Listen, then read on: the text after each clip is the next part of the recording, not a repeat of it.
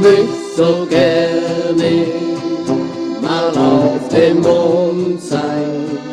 Ich möcht so gerne mal auf dem Mond sein.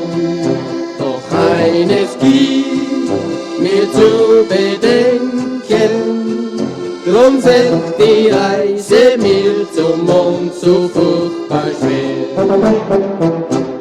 Auf dem Mond gibt's kein Bier, auf dem Mond gibt's kein Bier, dort gibt's keine süßen Mädchen, dort gibt's keinen roten Wein.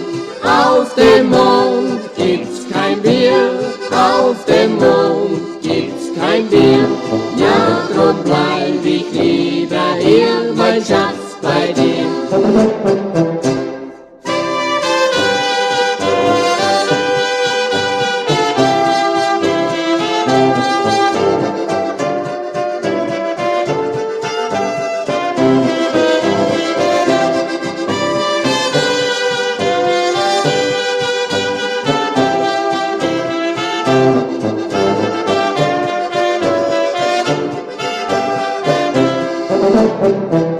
Ich möcht so gerne im Weltraum fliegen, den guten Mond auch einmal besiegen.